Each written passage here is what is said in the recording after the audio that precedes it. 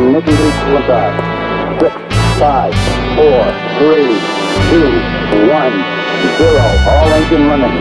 Liftoff. We have liftoff. This week we're bringing you something new that we're calling Lift Off With. Now, in honour of National Small Business Week, I'm bringing you some of the best kept secrets who are perhaps earlier on in their journeys or really on their way to lift off. We're bringing you a new episode every single day to shine a spotlight on these incredible women that you might not have yet heard of. Right, so let's lift off with. Today we're joined by Ateh Jewel, a beauty journalist and founder of her namesake beauty brand, a brand that blends radiant self-expression with a powerful message that beauty belongs to everyone. A celebrated journalist and diversity advocate, Ateh has set out to fill a gap within the industry. So let's find out why she's a lady who launched. Right, before we get into it, if you like this episode, which I know you're going to, please don't forget to like and subscribe and to share it to your group chat. Thanks for being here. I'm so excited. I've really been looking forward to this. Oh, thank you. You know how much I adore you, and as soon as we started this, I was like, we need Ateh on. We need Ateh on the pod. Do this. So let's start off with an easy one. Yeah. Who is Ateh? And tell us a little bit about your journey into beauty, media, and now entrepreneurship. So I'm Ateh Jewel, if you want to be official. Dr. Ateh Jewel on D Media. You better tell them. Tell them I've you're a got an doctor. honorary degree from Solent University, which I'm really proud of. So I am a beauty junkie addict. I just have always loved beauty. I studied history at university at Bristol, and people always say history and beauty. But for me, I've always loved power, identity, status. And I just love looking at it through a colourful, sparkly lens. So it ain't no different. Yeah. Whether it's 17th century witches, which is all about feminism and burning ladies who spoke up, or if it's talking about why there is not a proper shade, colour match for me because I'm not seen as worthy enough for marketeers back in the day. It's all the same thing. So I've always loved beauty. I started out 2001. I stalked my way onto InStyle magazine. The magazine came out. I called them every day for 2 weeks. I said, I've got to work with you. I've got to work with you. I love this. And there is such merit in that, tenacity and that kind of hungry. But like that consistent ambition. I was on fire. My whole life, I was on fire. I grew up in a very ambitious home. My dad is Nigerian. He was a diplomat. My mum's from Trinidad. My parents divorced when I was little, but I always had you are a winner. You will achieve. You can do anything you want. And I always had that messaging. But then when I looked into the world, everyone who looked like me on TV or movies was always represented as very economically or socially depressed. Anyone who looked like me was either a prostitute, a maid, or a slave. And it just never fit with me. The messaging, I was in my home, the way I felt, and it just didn't make sense. But I loved beauty and I loved, I wanted to be a pop star girl. I'm a performer. I didn't know that about you. God, no! I was a doll. I loved that. I used to do ballet. I used to sing and dance. And I was told you'll never be a ballet dancer because black bodies aren't elegant, and so you should just give up on your dreams. So the messaging was always, "You're not good enough. You're not good enough." The messaging was always negative. Negative. Not for you. Not good enough. This is not your place. And that got a fire in me. So and along with my family who are like, you can do anything you want. So I was like, I want to work in beauty. Well, my mum's a hippie, and she said to me the best advice ever, which I will give my children: make your hobby your job and you never feel like you're working.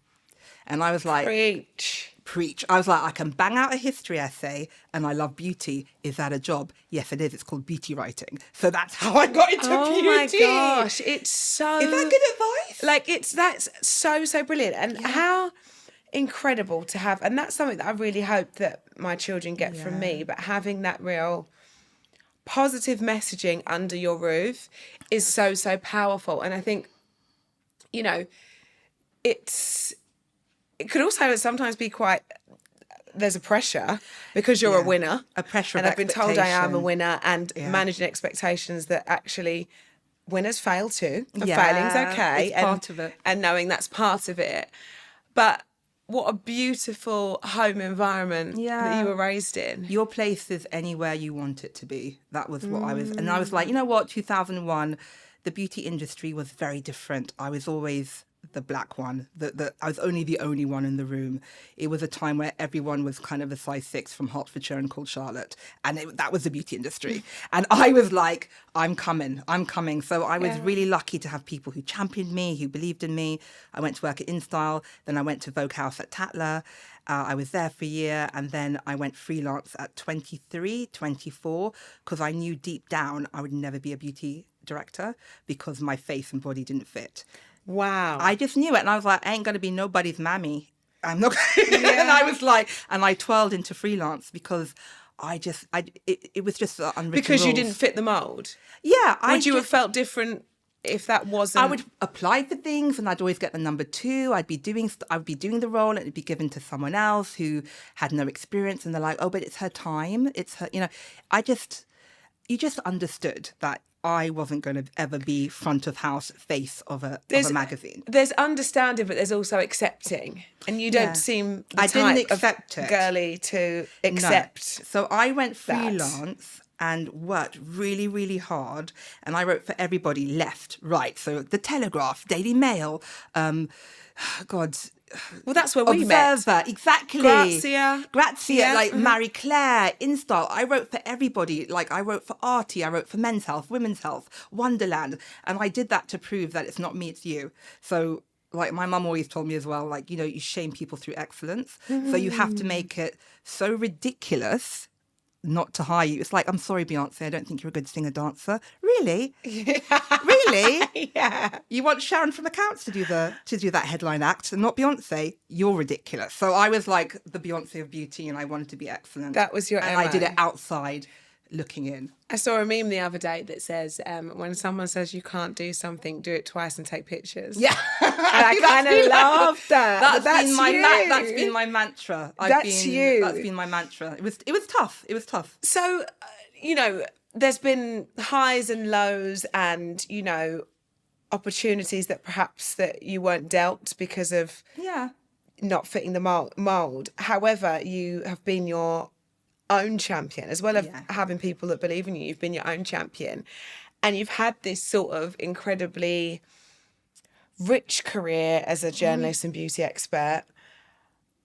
When did you know it was time for you to kind of, I suppose, really take things into your own? Was it the time that you went freelance that you thought, actually, I don't perhaps need to sit behind this big juggernaut and this big machine, that actually I can carve out my own lane here? And was it that gave you the confidence into entering the world of business? That's a really interesting question. I've always carved my own lane. I didn't want to. I'm like, please love me, please accept me. But like, no. So I've had to, and I'm not going to take no. So I've twirled away. And I would say I'm a serial entrepreneur in terms of, I don't know if you know, I had a production company for about 15 years. I didn't know that about you. No. 2005, like my ex-husband at the time, who was a director, he said, there's something called the blogs. I think you should look into it. I'm like, you'll never catch on. And my friend who was working at L'Oreal, who was a genius, and she was a PR genius, and she said, I think we should film backstage at Fashion Week. I think it's really interesting. What do you think? And I'm like, no, who's going to see it? Because there was no internet. But as a favour to my friend, and this is good karma, I got my ex-husband, who was a director. I'm like, put one of your teams together and let's do a bit of filming. Do the hair, the nails, the makeup for my mate at L'Oreal, and she can show at her conference. And it was at Matthew Williamson, and it was backstage at Julian MacDonald, and it was another one. Anyway, that suddenly became something called content. That's so interesting. And then I started working for like Chanel, Dior, backstage at all the fashion weeks. No way. So I did that for a good, behind the scenes, for a good 15 years, which put a couple of zeros on my paycheck. And I bet, and I directed, produced. It's just so interesting to think that there was a time when that didn't exist. Now you wouldn't have a fashion show without even considering that people wouldn't see what happens behind the scenes. I was doing this is karma. I did a favor for my mate and it turned into a business.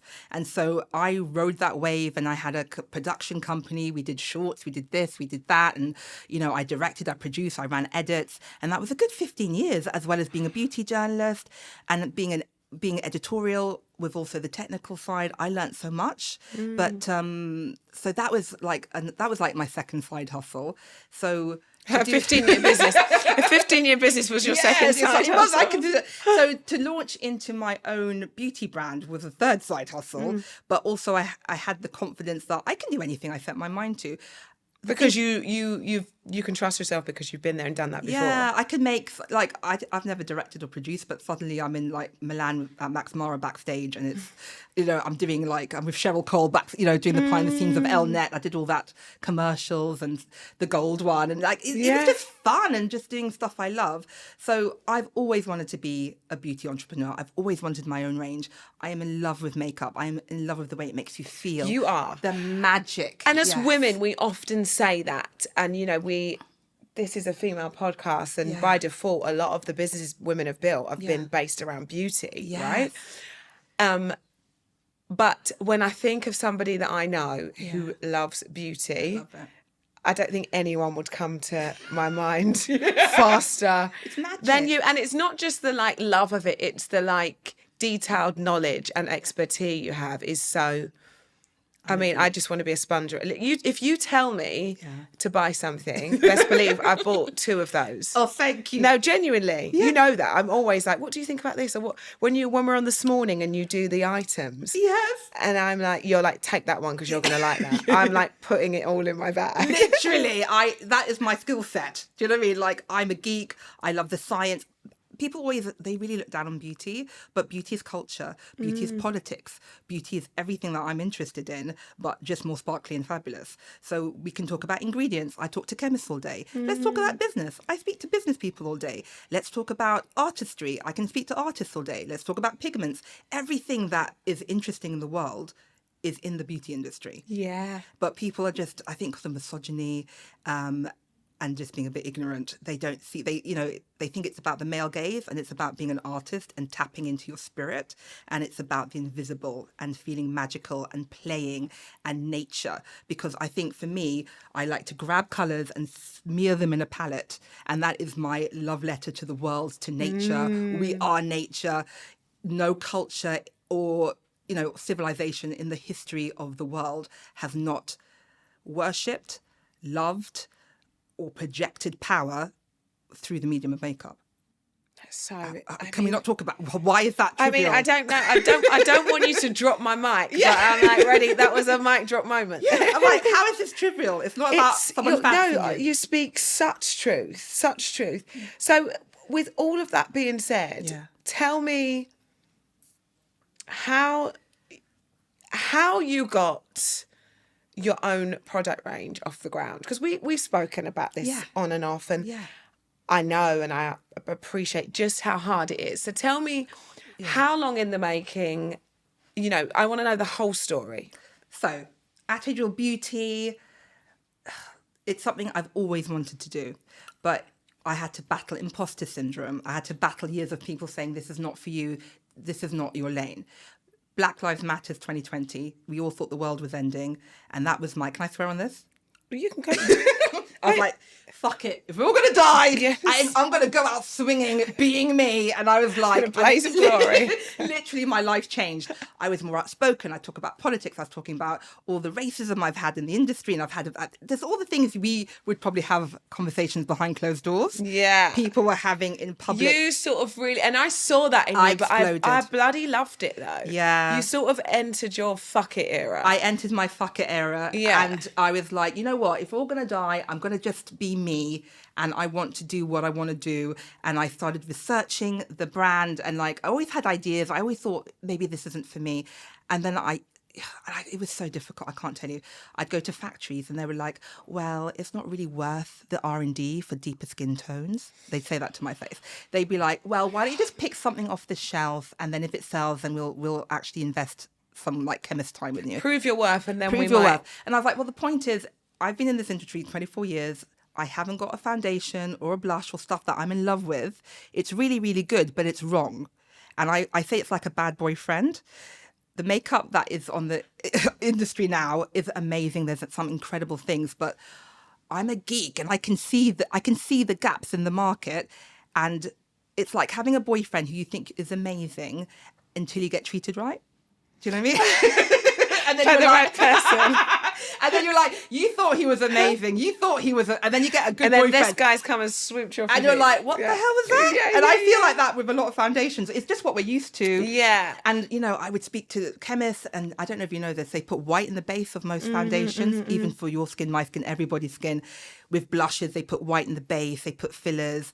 And I travel to Italy, I travel to And why to did that? factories. And what's the thought process behind that? I didn't know The that. thought is because that's how it's always done. It's cheap, filler.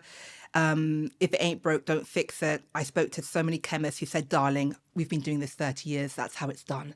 You can't break the color wheel. And for foundations for dark skin, they put black to make it go darker. I do not have black in my skin. No one has white in their skin. No one has black in their skin.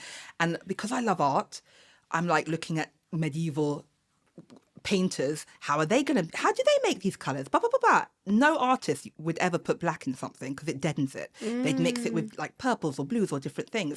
So I went to pigment houses. I want brown. Oh no, we had black. Why? I just pushed and pushed for years. One woman said to me, no one's ever actually asked us. No one's ever actually bothered. And you know why? Because no one's looked like me and cared enough. This is deeply personal because I'm a beauty geek. I want my fantasy product for me, for you, for my kids, for everybody.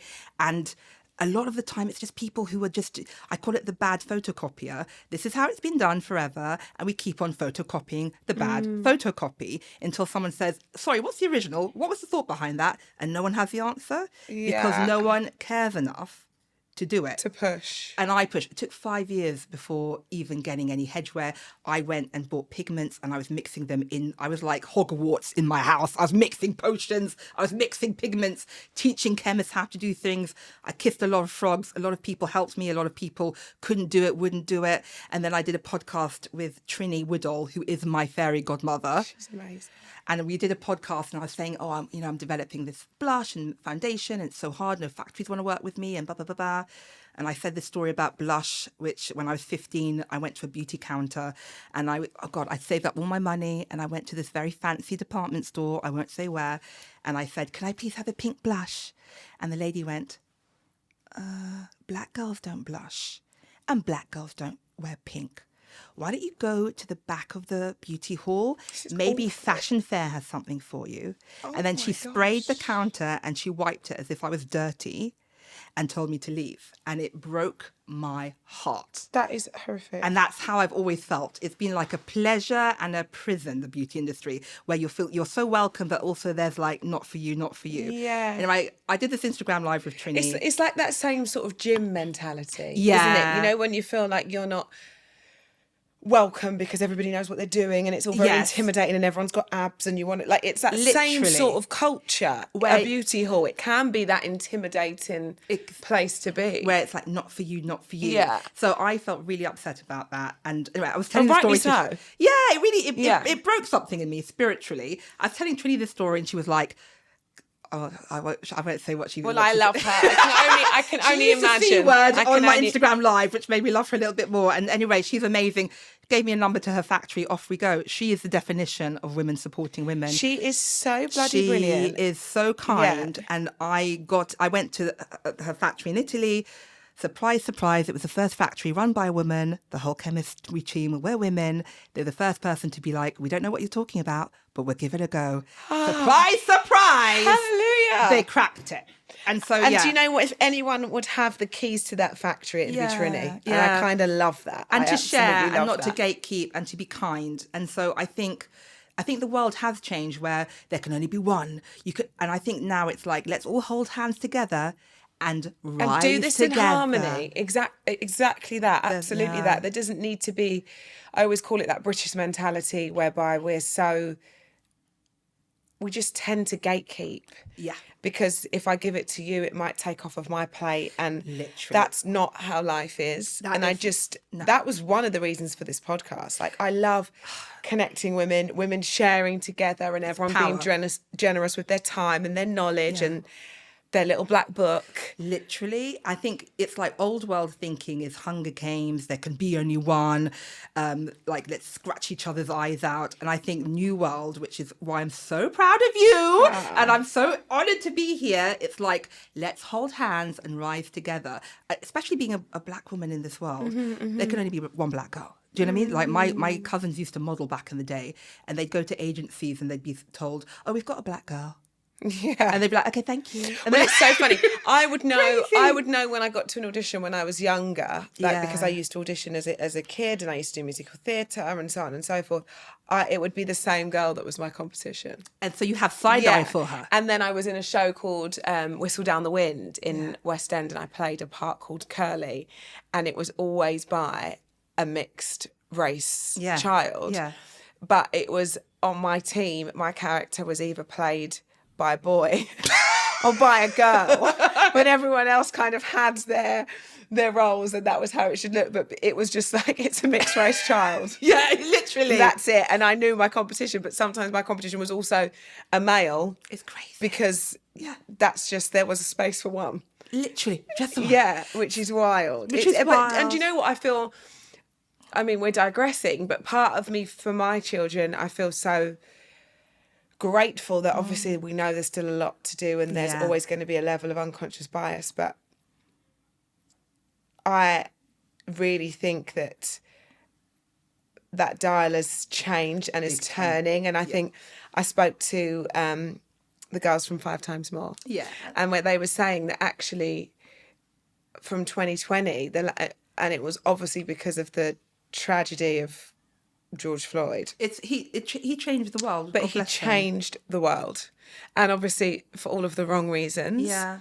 But there was a lot of power that he left behind. Yeah. And I think it's kind of the conversations that, like, for example, me, when I was pitching My Little Coco, and loads of retailers didn't get it, and we were like at the nonsense, I would say. At the end of sort of going, should we just go straight D2C, or should? And I really kind of felt that if you're looking for a baby product, it needs to be in a retailer, because you get kind of invest in that in-store experience. And lots of retailers were like, we like it, we like the association, we think that we'd like to back a toiletry brand that's by Rochelle Humes. And I'm like, no, it's not by Rochelle Humes. No. It's its own brand, founded by me. It's very different. We get it all, but I think we can lose all the Curl products because we don't think there's an appetite. And that wasn't going to be, it was a range of 7 SKUs, and it wasn't going to be half of that.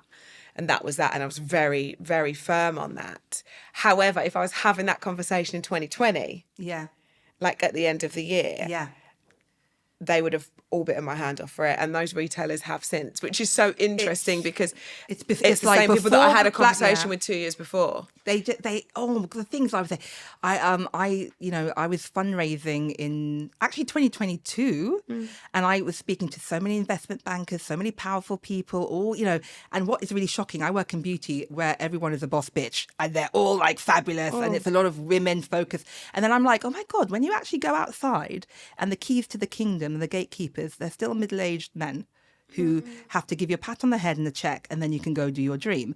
And I was speaking to all these guys who would say things like, oh, we love what you're doing, but who's really going to run your business? That would be me. No. Black lady with the pink crown. No, who's really going to be running it? And I was like, no, it's me. She's not exaggerating, because she does wear a pink crown. I do wear a crown.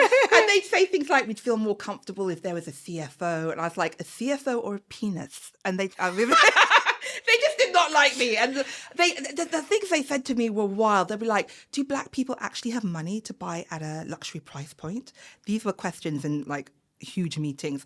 You were being asked in real life settings. In real life. And it was just, I said, my brand is for everybody. And like, if you look at the facts and figures, Mintel reports, like black consumers spend 8 times more on like hair and beauty. And I just, bombard people with facts. It was just so soul destroying. Facts, you can't ever, it's soul destroying, but facts don't lie, right? They're facts for a reason. And I think and people it speaks volumes. People say, well, if it would work, why hasn't it happened before?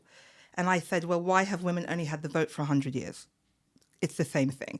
If, women are very capable, but it's not just about whether something works or not. It's about power. It's breaking the mold. Breaking the mold, gatekeepers. Women could have been working and paying taxes and being in the army for more than 100 years. It's not something, it's more than that. We should say that, like, and Emma Greed speaks so eloquently about this, that there are some, like the most important players in her game have been men. Yeah. Like she knows that, and she's They're like allies. opening the door and dragging the women through Yeah. that door. But actually, that there are some incredible men that really, it's breaking that stereotype. And her kind of, because I asked her, did that ever intimidate you? Like, you know, being so female in certain environments and certain boards. And she's like, no, absolutely not, babe, because if they haven't got my point of view, Yeah. guess what, they need it. Yeah. So she entered every room in that headspace. Like, you need me. Yeah, You need me. because guess what, there's no one that looks like me here. Yeah. Which is exactly the reason that you need me and why you're going to be taking this meeting. Which is such a positive thing, because you're so I was gaslit for Yeah. decades. Yeah. Oh, this is not for me. This is not But actually the change table. the narrative. Change the narrative. And yeah. the way, you know, and the world has moved on so much that actually if I'm not there, guess what, there's a point of view that you're missing out on here. Yeah. And I've had many men who've literally had my back, and they have been allies. And I had angel investment, which was so beautiful. You can't make it up. I had a meeting that got cancelled. I was sitting in Dean Street Townhouse, irritated, having a coffee. And this lady said, I love you. I love what you do. I love you on This Morning. I love you on Good Morning Britain. Anything you want to do, let me support you. And I was like, I need money. Because I'm launching a brand. Yeah, but I kind of love that, because this is just so true to you. I was so I'm going to over it. ask, and I'm going to ask, and if I don't ask, I'm not going to get. Literally. And she's like, let's have lunch. One lunch and a coffee later, she invited my other investor, who's William Berry. He was one of the people who his family owned Marie Claire. And I was like, boom, and off I go. It wasn't enough to do my foundation, but I'm always like, no one's going to stop me. So what can I do? What can I do? Right, Blush. so let's strip it back. So you Yeah. have this meeting, this Yeah. lunch goes well, it's Yeah. a real fluky situation. Yeah, the something else has universe. fallen through, but the universe has your back. Yeah, Jane Henderson. Jane Henderson meets you, loves you, Yeah. and here you go, there's money on the table. Yeah. So you launch Ateh Jewel Beauty with blushes. Which is insane for beauty, can I just add? It's never been done before. I wanted to do my 20 Shades of Foundation, which took 5 years to develop. I was offered deals like 10 million, but for 40% of my company. I was offered 2 million, but then the guy was like, but I need you to have written permission for anything you do. So if you want to go on This Morning, you'll need my permission. If you want to do a podcast, you need my permission. Okay, it's not and I gonna was work. like, this is 50 Shades of Grey, but not hot. So no, thank you. So like business bondage, I am not into. So I had different deals on the table, but I'm like, the whole point of this is sovereignty. Which by the way, in It's moments hard. of like weakness, or Yeah. weakness probably isn't the right phrase, but they are very tempting deals and Very tempting offers. But I'm a rebel. I'm an idealist. I'm like, I literally want to burn. I want to burn old systems down, and I want to create a brand new world. I mean, I worked for Vogue House when I was 22. They asked me, the head of HR said, "You're very well educated. Does that make you feel more white?" That was the head of HR asked me that question, and I remember sitting there thinking, I need to answer this. So I get in this building and burn it down from the inside. So I was like, education doesn't have a colour. You either are or you're not. And then she went, what do you think about gangs in South London? It must be terrible. That was my HR for Vogue House I back in can't. the day. And I was like, I don't know about the gangs in South London. It must be very sad. I live in Mayfair around the corner, but I'm sure it's terrible. But thanks all the But same. thanks for the same. And I got her blessing, I got in. So I've always been like, I need the blessing to get in and change the game. So I went to Harrods. They had my back in the most beautiful way. They're like, Ateh, we've never launched a beauty brand with just blush, with just 3 SKUs. And I said, well, how do we disrupt the system? Because unless I get a pat on the head and a check from these guys who want my business bondage or they want to rip me off 40%, that's how the game is working. And if you really want to support diversity, which you say you do, let the black female founder launch with 3 blushes. And they were like, let's do it. And God bless Harrods Beauty. Wow. So I launched the brand on the 5th of July, 2023 into Harrods and across H Beauty. I have to add, the 1st of July, I blew up my 26-year marriage and relationship. I mean, yeah. Not an accident. Not an accident. Emancipation. And so I blew up my marriage on the 1st of July. 5th of July, I launched and I twirled, and it was literally the beginning of a new world. So If anyone can, you can. it was ridiculous. It was just tears. It was this, it was that. But so this brand is about God, it's about reinvention. It's about loving yourself. It's about power. It's so political to me, as well as being the best blush I've ever used in 24 years. It's also about being seen and celebrated. It's for all skin tones. It's so it pops hard on you, on me, my girls, on everyone. Like my Irish friend Laura Hinton, you know, who has a very light skin tone and things look, I call her my colour sister because things look ashy on her will look ashy on me. So we're different sides of the colour. We're so far apart, like fascism and communism, we're actually quite similar. So we're so far apart on the colour scale, we're actually the same. So I wanted it to pop so hard on Laura and also pop on me and everybody in between. Yeah. And that is equality. That is power, not a little go to the back of the beauty bus. Maybe there's something for you over there. And so it was really healing my 15-year-old heart. It was healing all the power gaps as well as being beautiful. So beauty is not superficial. It is so important. And yeah, and my foundations are still at the factory waiting because I need money to get them, but I'm not going to take a bad deal.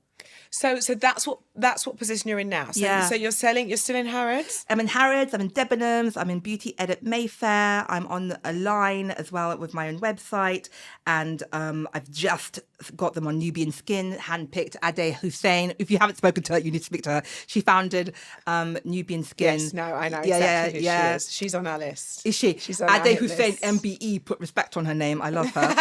My Nigerian sister cousin. Yeah. Right. So you're in all of these retailers, also D2C. Yeah. So the next phase for Ateh Jewel Beauty is, as you walked in, I said to you, "What foundation are you wearing?" Yeah. And you know me, I don't mess. I'm like, "Sorry, what foundation is this?"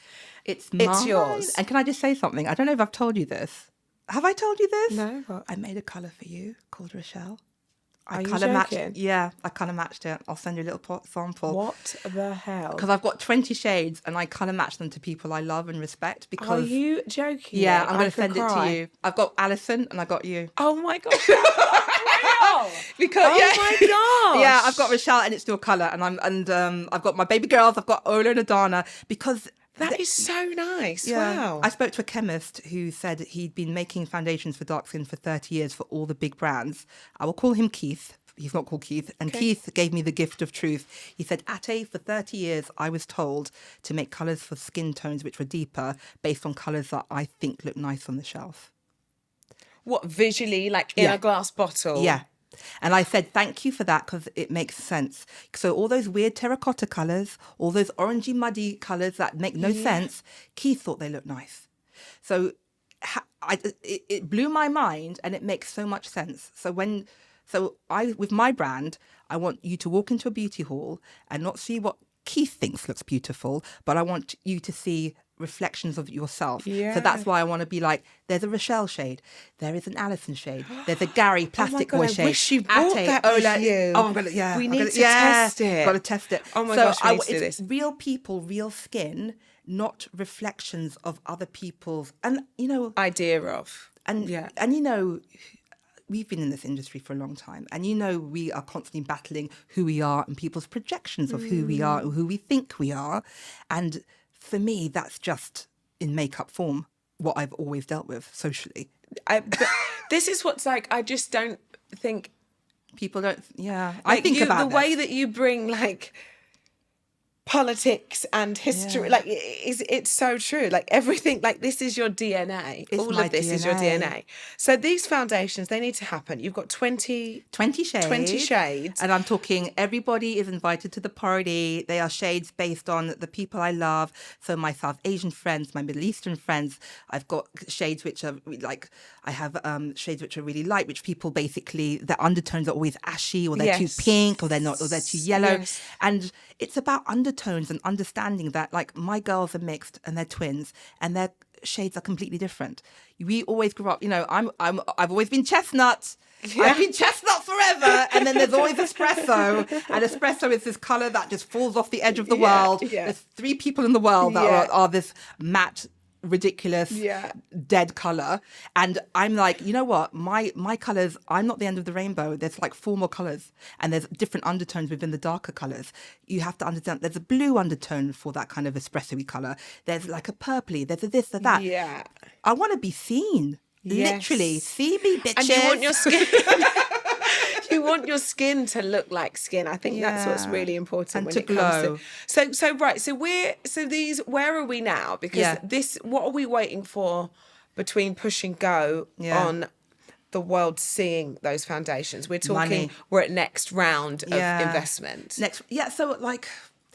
So I launched the brand with a broken heart.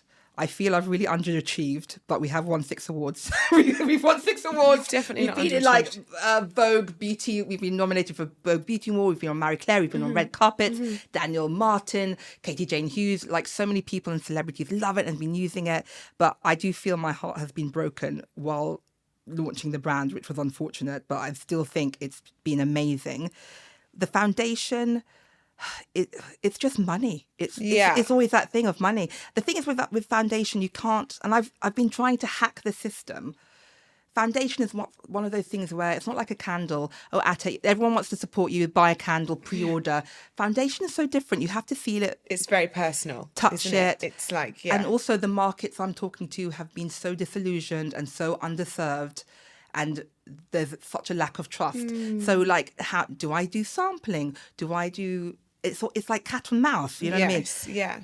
But it's hard. But that's phase 2. That's phase 2. But I've got a fragrance ready. I've got candles. I've got bath and body. Basically, my business plan is fix the problems and make products that I want for myself.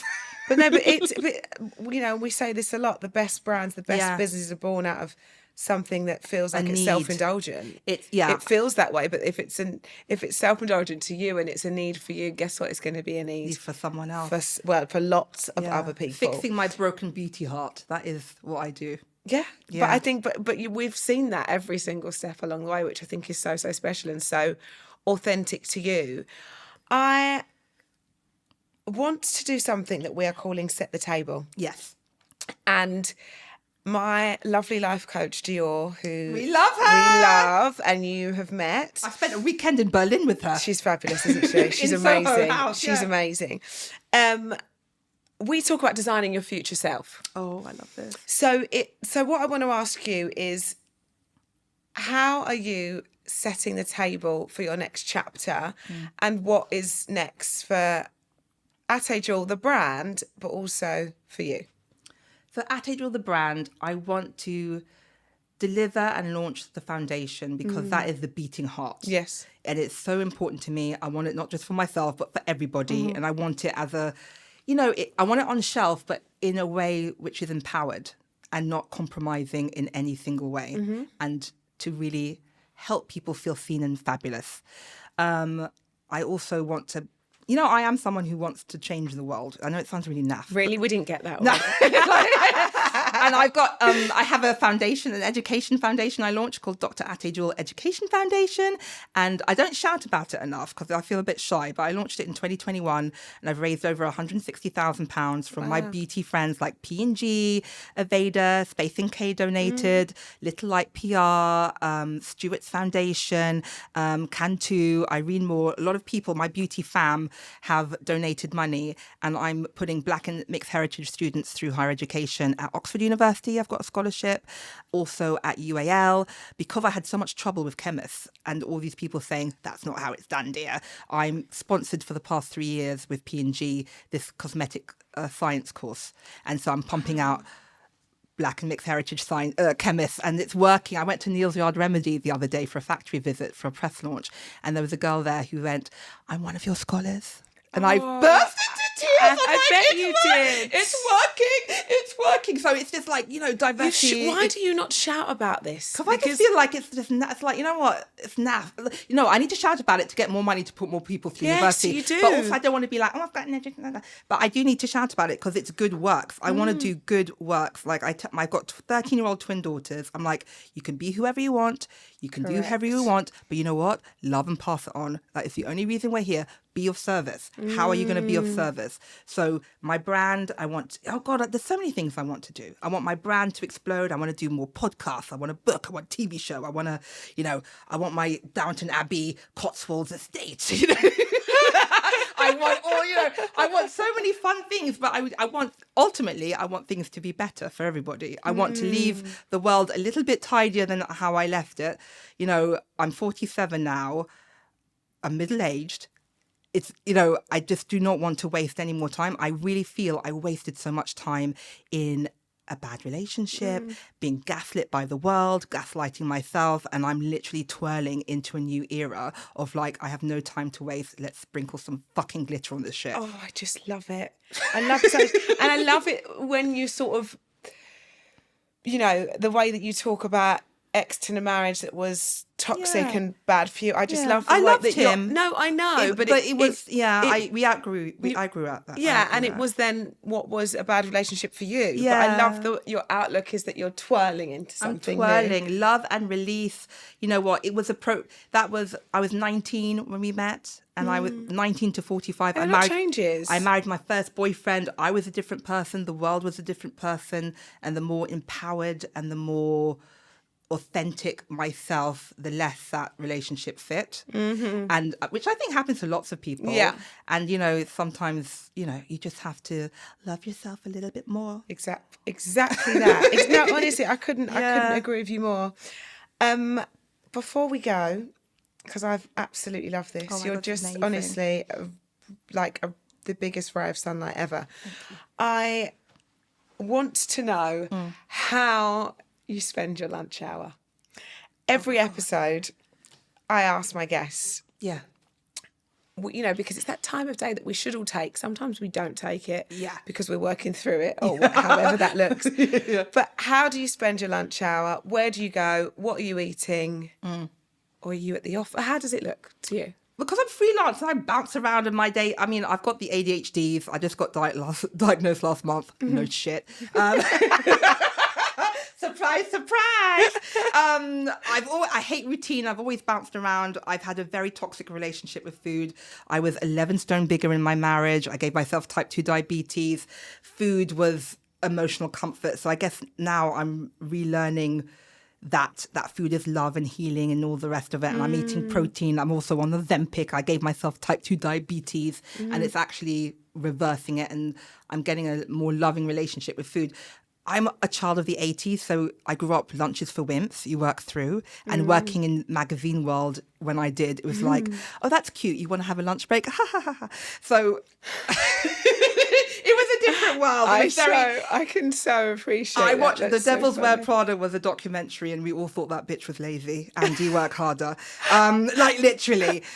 So I never had a lunch break, but now that I'm in this more loving, gentle era. Giving back to yourself. Yeah. I'm meditating now and eating nut butter and doing Pilates. I don't know. love this Who for you. Who dis? I love it. Yeah, so lunch break, if I'm not bouncing up and down from London to the Cotswolds or something, I'm trying to look after myself in a better way, in a more loving way, and just being kinder to myself. So as you taking should. time. And what's your go-to? What are you eating when you're... Oh my God, high protein. So I just had lunch now, ottolenghi. Nice. Chicken salads and nice things. And just... I like nourishing yourself in the best way. Food is nourishment. I never thought. Did you grow up with that? Like food is nourishment? No, but I just kind of think to be honest, I did eat well as a kid because my mum was quite like home cooked. It was the same home cooked meal. Yeah. Like disclaimer, she weren't being like adventurous and being like, oh, let me try this. Yeah. And she wasn't excited by food, but it was home cooked. It was like green enough and it was good food. But I also think we know so much more now that perhaps our parents didn't, and there's that information there. So I definitely knew, like on a Monday it was like a shepherd's pie, or it was boring, but it was good, you know. But I think now I like to give my kids variety, and I want them to try. Oh, your food is yummy! I do. I get excited, and the busier I get, it's not. It's hard. The easiest, is it? But I do like them to try. I'm like, try everything once. I'm like, I said this once. I was like, try everything once because you might like it. And then Marvin was like, the older they get, you might want to rethink that information. Just try everything once. If you don't like it, it's fine, but just try it. I agree with that. I'm a big foodie. I love it. Yeah, I'm a big foodie. And and if you don't like it, that's fine. But don't tell me you don't like it before you've tried it. You've got to try it and then give yourself a chance. Like my kids grew up on baba. Mama, can I have baba ganoush? I was so proud. See, there you go. 3-year-old asking for baba ganoush. I've done my job. And you've absolutely nailed it. Thank you so much. I've loved this. You are just brilliant. Thank you. There are humongous things to come I'm for Ateh Jewel Beauty. excited. I know it. I know it. Oh, It's thank you. it's too good not to go the extra mile. I'm not gonna lie, it's been hard because you have to face yourself. It's looking at yourself in the mirror in the void and screaming and pushing through everything. I think there's nothing more exposing than launching your brand. All artists, Yeah. I always tell my children, if you want to be an artist, it means flashing your tits to the world and saying, what do you think? And being brave enough to hear the answer. Hypothetical. Boom. Hypothetical tits. Hypothetical. If you're on OnlyFans, no judgment. No judgment. Thank You do you, boo. No, listen, I'm with you. I'm with you. Yeah. Anyway. I love that. Thank Thank you. you so much. Thank you. No, I love it. I love it. Don't forget to follow us on Apple and Spotify or wherever you get your podcasts to make sure that you don't miss out, because next time we'll be meeting another incredible lady who launched. Or if, like me, you're a watcher, don't forget to follow us on YouTube, and please don't forget to like and subscribe.